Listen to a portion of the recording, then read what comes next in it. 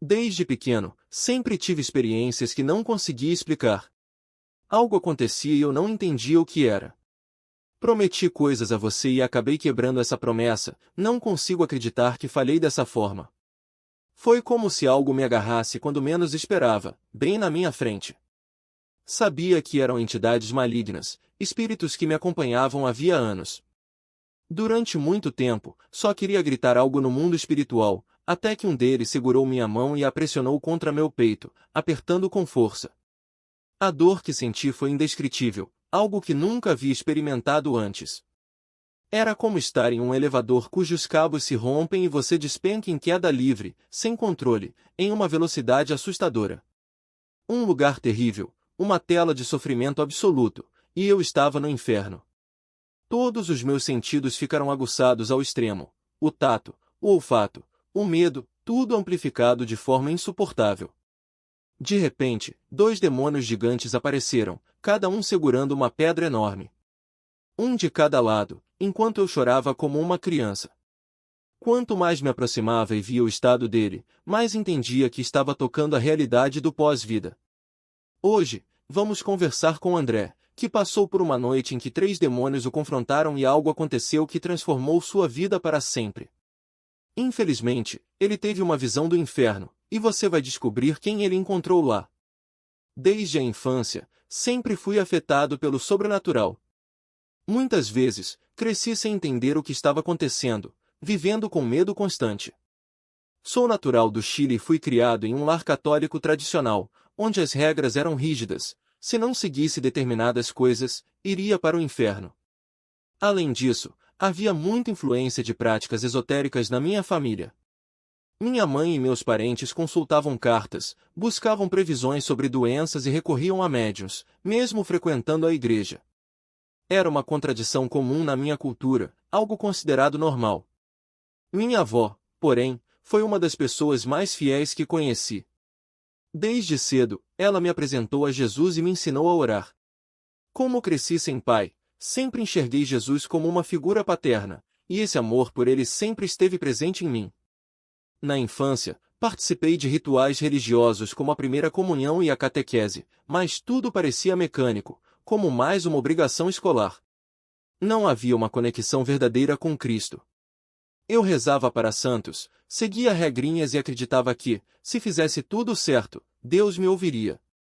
Mas, na prática, não entendia como aquilo funcionava e, sendo tão novo, achava tudo muito complicado. Quando era adolescente, conheci alguns mormons no Chile. Eles vinham até minha casa, líamos a Bíblia juntos, e na minha inocência, pensava, bom, é tudo a mesma coisa, só tem algumas diferenças. Até que um dia eles disseram que não poderiam mais me visitar, a menos que eu fosse batizado na igreja deles. Contei para minha avó, que sugeriu: você é católico, mas por que não se batiza? São seus amigos, qual o problema? No fundo, eu sabia que não era certo, mas não queria perder a amizade deles. Então, pedi a Deus em pensamento: sei que isso não está certo, mas não quero afastar meus amigos. Fui em frente e me batizei. Assim que saí da água, comecei a sangrar pelo nariz, algo que nunca havia acontecido antes. Não sentia dor, mas o sangue jorrava sem parar, como uma torneira aberta. Naquele momento, tive a certeza de que havia feito algo errado. Em meu coração, pedi perdão a Jesus: desculpe, não deveria ter feito isso. No mesmo instante, o sangramento parou. Todos ao redor ficaram assustados, perguntando se eu tinha batido a cabeça, mas eu sabia que era algo espiritual. Deus havia me mostrado que eu tinha tomado uma decisão equivocada, e quando me arrependi, ele me perdoou na hora. André, esse batismo aconteceu na igreja Mórmon? Sim, foi lá. Eu tinha cerca de 15 anos, e na época, não dei muita importância. Era jovem, não entendia as consequências. Sabia que tinha errado, me arrependi e Deus me perdoou. Não senti mais dor, o sangue parou e, no fundo, sabia que não deveria ter feito aquilo. Depois disso, minha mãe, minha irmã e eu nos mudamos para os Estados Unidos. Minha mãe se casou novamente, e meu padrasto era de Minnesota. Na adolescência, Comecei a conhecer o cristianismo através de amigos, mas minha família, extremamente católica, não o via com bons olhos.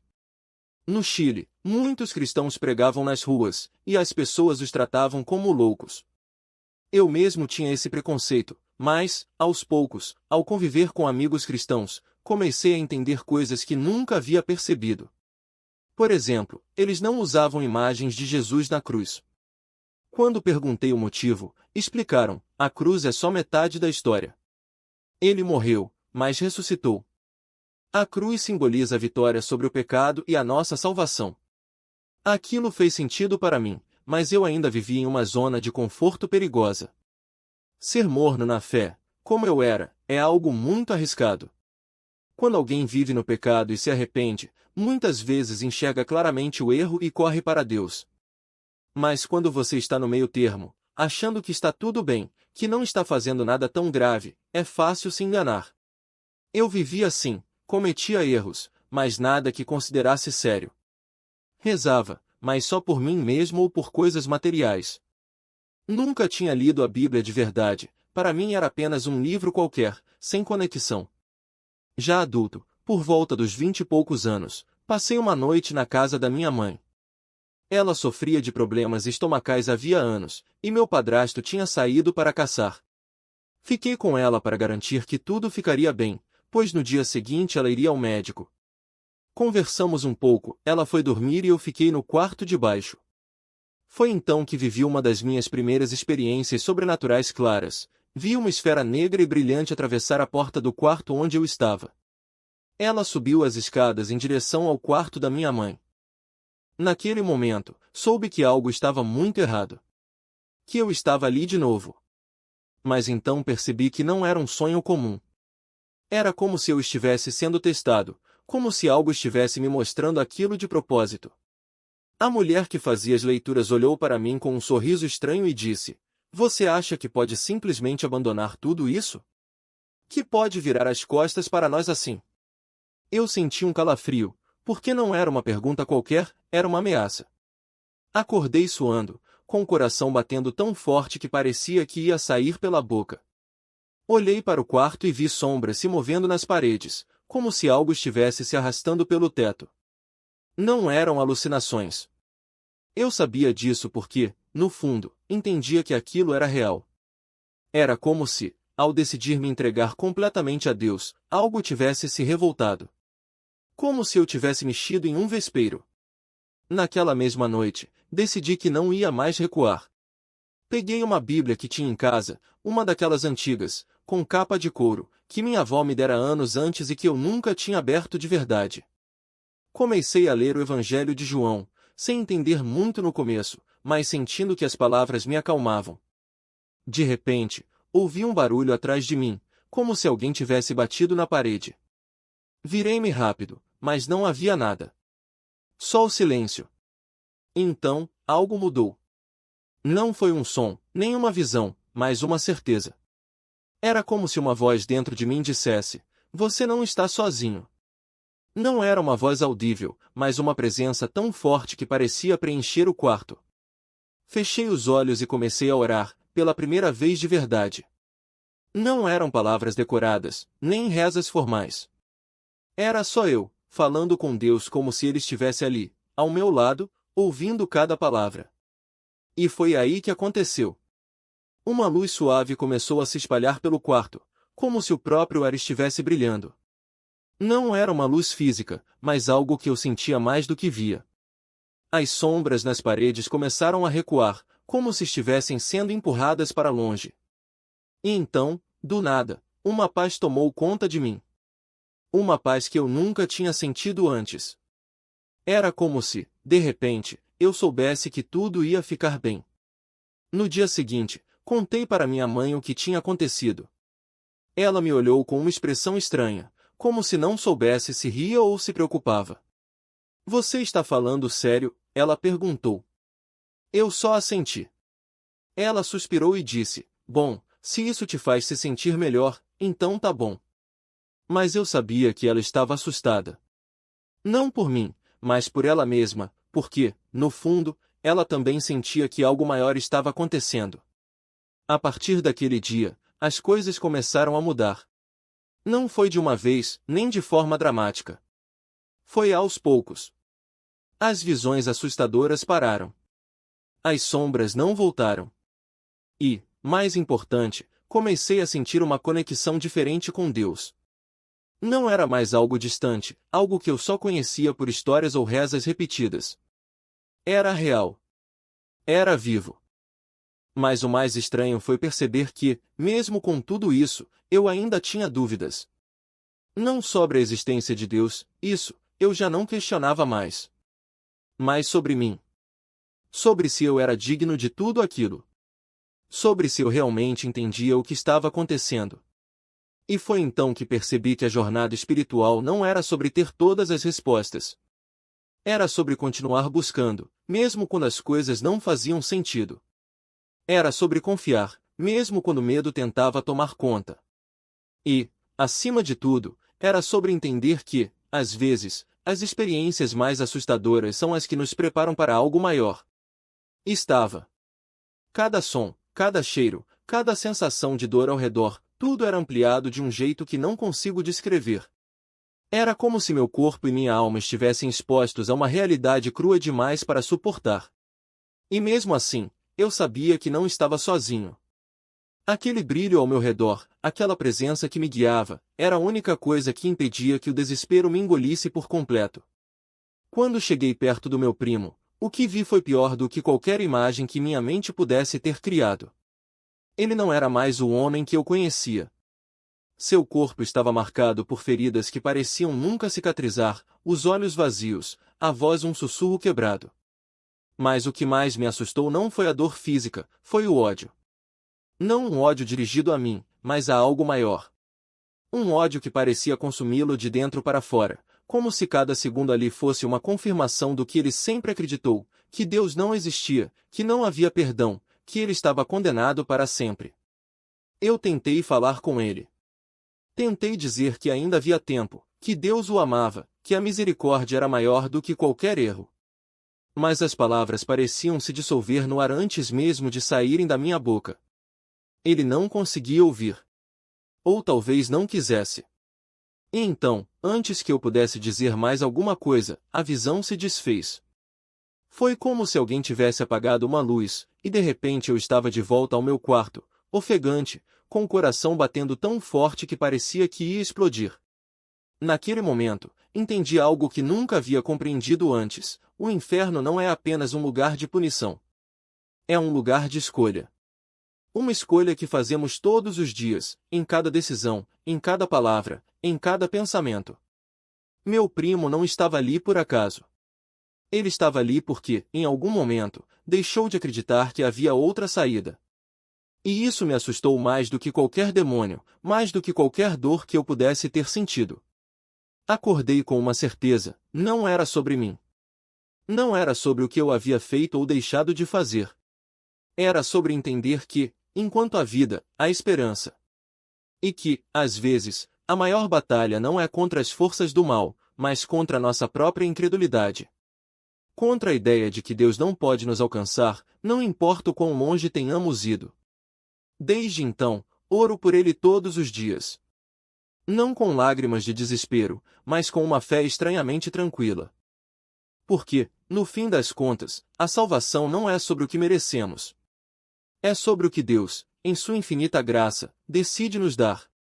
E se há uma coisa que aprendi nessa jornada, é que Ele nunca desiste de nós. Mesmo quando nós já desistimos de nós mesmos. Em meio àquela escuridão, eu não sabia exatamente onde Ele estava, nem como se movia, mas sentia sua presença. Era como se algo o arrastasse, como se cada ferida em seu corpo queimasse de uma forma que eu não conseguia enxergar, mas podia sentir no ar. Aproximei-me e, quando ele me viu, seus olhos se encheram de um desespero que eu nunca tinha visto antes. Andrés, me tira daqui, ele gritou, a voz quebrada, quase irreconhecível. Eu não sabia o que fazer, então fiz a única coisa que meu coração mandou: Miguel, ore a Deus. Ore a Jesus. Ele vai te tirar daqui. Ele me olhou como se eu tivesse falado em outra língua. O quê? Não estou entendendo você, respondeu, confuso. Eu insisti: Miguel, ore a Jesus. Ele balançou a cabeça, perdido. Como assim? Eu não consigo entender o que você está dizendo. E então, de repente, ele pareceu ouvir. Agora eu entendo, murmurou, como se algo tivesse se aberto dentro dele. Mas quando eu repetia Jesus ou Deus, era como se as palavras se dissolvessem no ar. Ele não conseguia pronunciá-las. Eu chorei como uma criança, sem entender por que aquilo acontecia. Foi então que, no meu ouvido direito, uma voz clara e firme falou: ele não tinha lugar na minha casa. Agora, ele não tem lugar na casa dele. No mesmo instante, tudo fez sentido. Eu compreendi o que aquilo significava, a eternidade que o aguardava, a separação definitiva. Os demônios ao redor ergueram os olhos, como se esperassem uma ordem. Podemos ir agora? Perguntaram, quase em uníssono. Algo, ou alguém, deve ter assentido, porque, num piscar de olhos, eles desapareceram. E então, eu estava de volta ao meu corpo. Aquilo não foi apenas um sonho ou uma visão aleatória.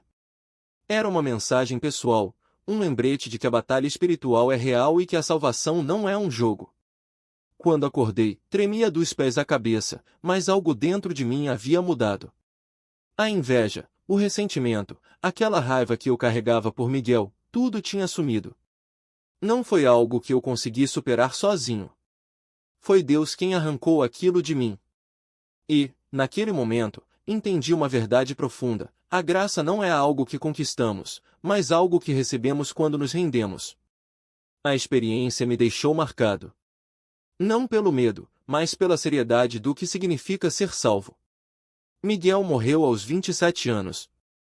Às vezes, pensamos: ainda sou jovem, tenho tempo. Um dia, me volto para Deus. Mas a verdade é que não sabemos se acordaremos amanhã.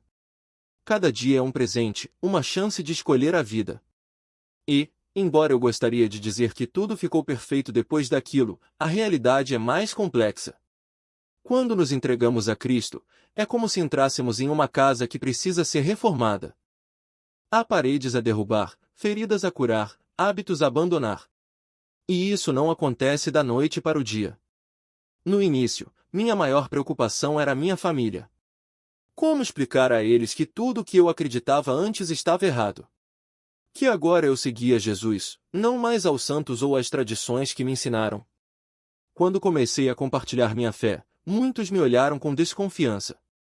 Alguns me chamaram de louco, outros disseram que eu tinha entrado em uma seita. Foi doloroso, especialmente vindo de pessoas que eu amava. Mas, com o tempo, Deus trabalhou. Minha mãe, minha irmã, aos poucos, elas também abriram o coração. Não foi do jeito que eu queria, nem no tempo que eu esperava, mas foi no tempo dele. Quando nascemos de novo, a primeira coisa que queremos é ver nossos entes queridos salvos. É natural. Mas a salvação não é algo que controlamos. Nosso papel é plantar a semente, regar com amor e oração, e confiar que Deus fará o resto. O inimigo, porém, não fica parado. No momento em que você se entrega a Cristo, ele sabe que perdeu uma batalha. E vai fazer de tudo para te desencorajar. Vai usar pessoas para te chamar de fanático, de exagerado, de louco. Vai tentar te convencer de que você está perdendo tempo. Mas não desista. Essa é a guerra real, a que começa no dia em que você diz sim a Jesus. Aquela visão me transformou de muitas maneiras. Me fez valorizar ainda mais meu relacionamento com Deus e entender que Ele não é um conceito distante, mas uma presença viva. Alguns cristãos parecem pegar fogo logo de cara, leem a Bíblia todos os dias, oram por horas, evangelizam sem medo. Eu também tive esse fogo, mas aprendi que a caminhada é uma maratona, não uma corrida de velocidade. No começo, queremos dar passos gigantes, mas Deus nos chama para começar com o básico: ler a palavra, orar, buscar intimidade com Ele. É como uma criança que precisa primeiro tomar leite antes de comer alimento sólido. Hoje, leio a Bíblia com mais entendimento. Tenho uma vida de oração mais profunda. Consigo discernir espíritos quando oro por alguém, se é ira, mágoa, um espírito de geração ou algo mais. E, quando intercedo, sei exatamente como orar, porque o Espírito me guia. É um privilégio ver Deus agindo assim, mas não foi algo que aconteceu de uma hora para outra. Foi um processo. Às vezes, olho para trás e vejo o quanto cresci, mas também reconheço que ainda tenho muito a aprender. O inimigo não desiste. Quanto mais perto de Deus você chega, mais ele tenta te derrubar. Mas a boa notícia é que a armadura de Deus é mais forte. Quando caímos, e todos caímos, ele quer que acreditemos que voltamos à estaca zero. Mas não é assim. Deus não nos abandona. Ele nos levanta, nos perdoa e nos diz: continue andando. O diabo quer que você acredite que não há volta, que Deus não te aceita mais. Mas a verdade é que a misericórdia dele é maior do que qualquer queda. O que mais importa é permanecer fiel. Deus sempre será fiel a você. Nós é que, às vezes, nos afastamos.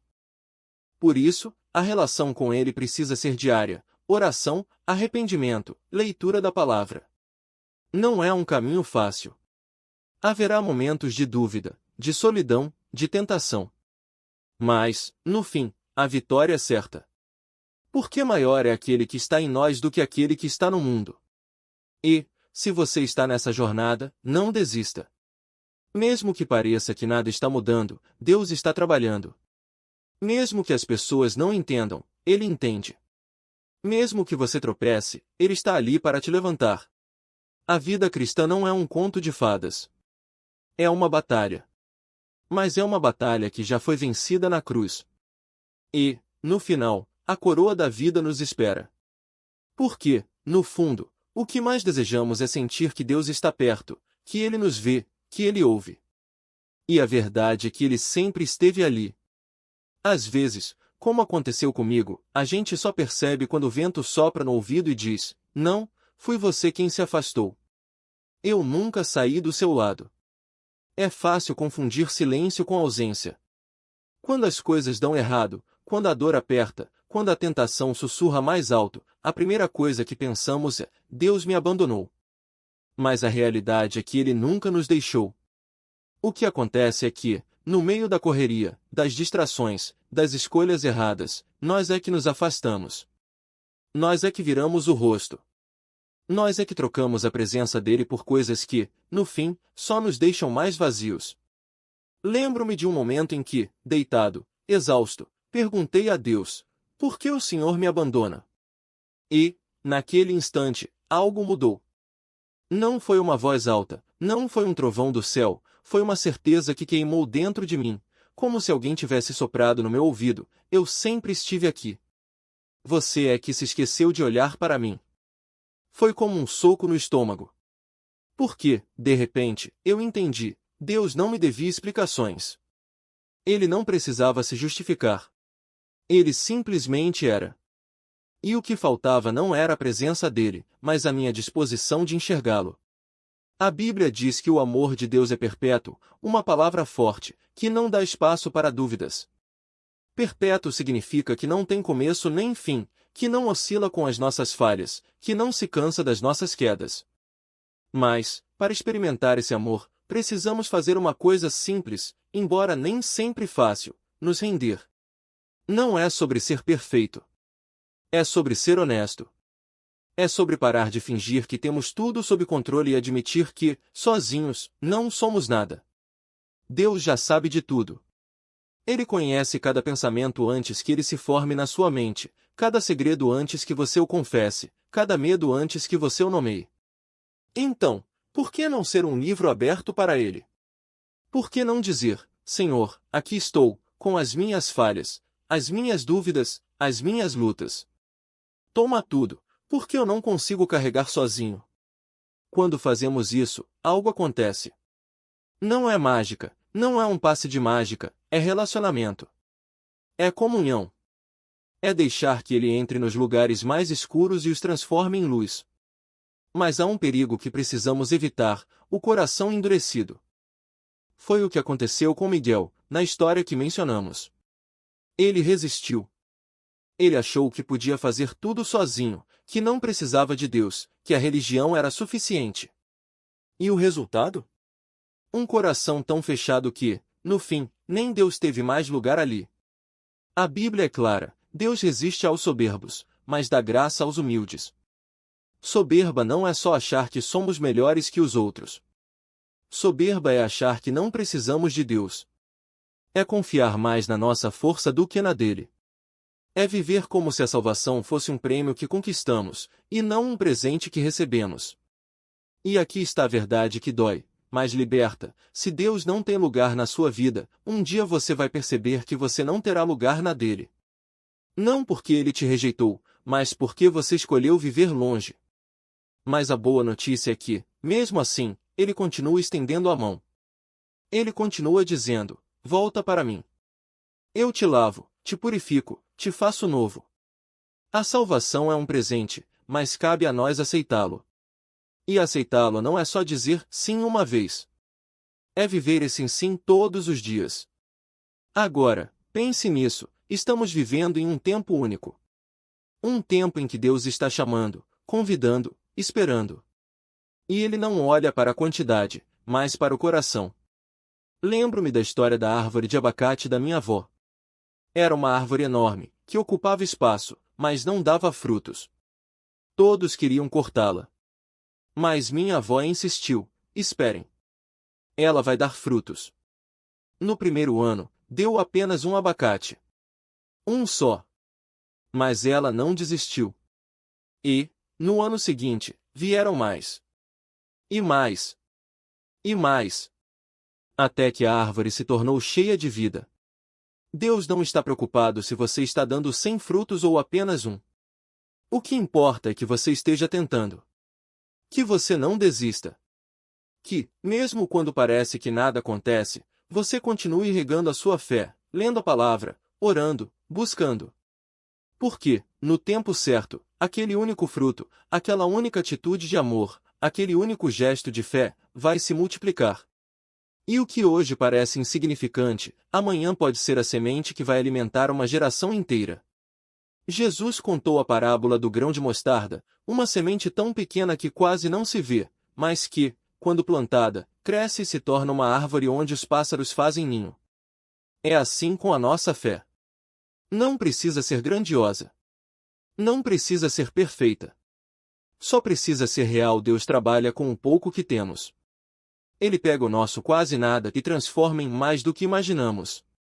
E aqui vai um lembrete importante: a jornada com Deus nem sempre é fácil.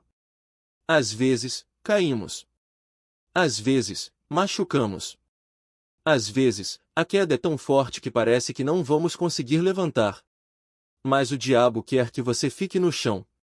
Ele quer que você acredite que não vale a pena tentar de novo. Mas Deus? Deus está ali, estendendo a mão, dizendo: levanta. Eu te ajudo. Vamos juntos.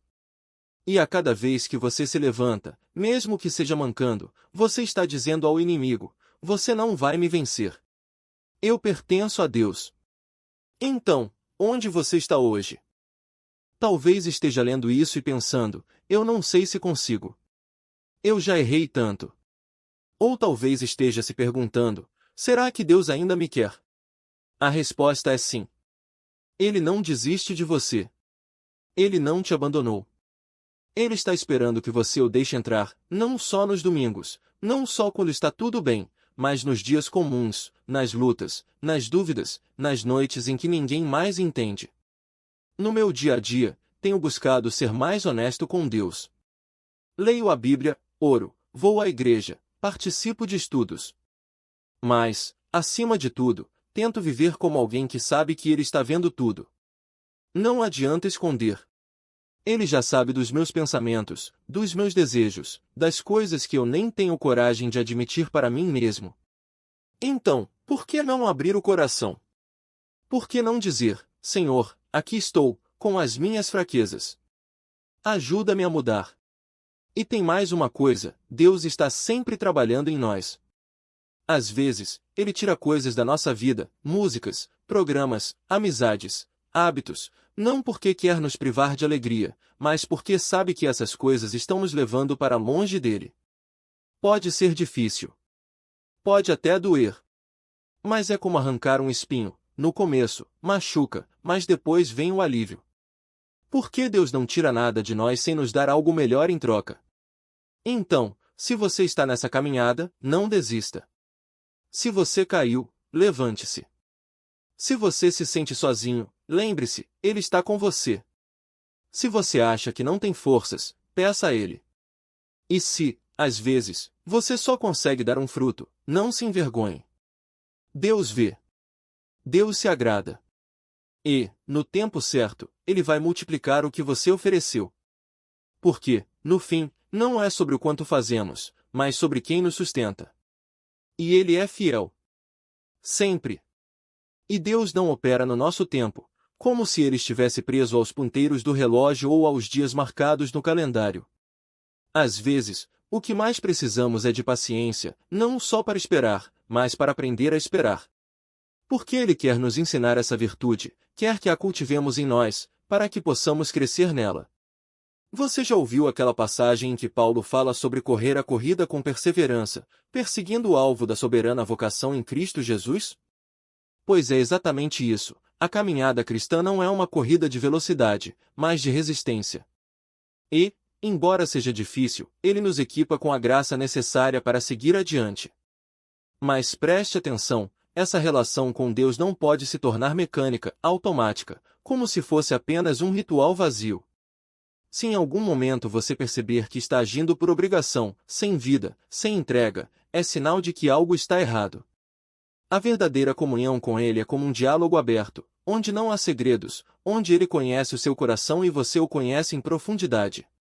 Não é sobre cumprir uma lista de tarefas espirituais, mas sobre viver uma conexão genuína, onde cada palavra, cada oração, cada ato de fé nasce de um coração que o busca de verdade. E, quando falamos de experiências sobrenaturais, a maior delas não está nos milagres visíveis ou nas manifestações extraordinárias, mas em conhecer o amor de Deus. Não há limite para esse amor. Ele não apenas nos ama, Ele luta por nós, Ele se move em nosso favor, Ele anseia pela nossa salvação. Mas há uma coisa importante, Ele não se impõe.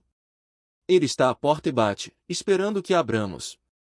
Lembro-me de quando encontrei Jesus pela primeira vez, era como se Ele estivesse do lado de fora, na chuva, no frio, na neve, esperando pacientemente que eu o deixasse entrar.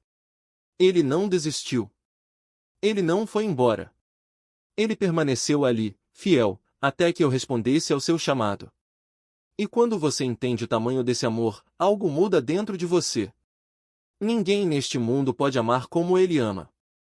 E, ao perceber que Ele deu tudo por você, surge um desejo natural de não o decepcionar.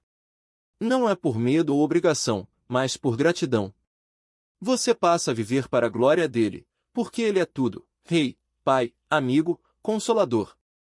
Não há uma palavra que o defina por completo, mas uma coisa é certa, toda honra e toda glória pertencem a Ele. E é justamente esse amor, o amor que Ele derramou primeiro sobre nós, que nos move a amá-lo de volta.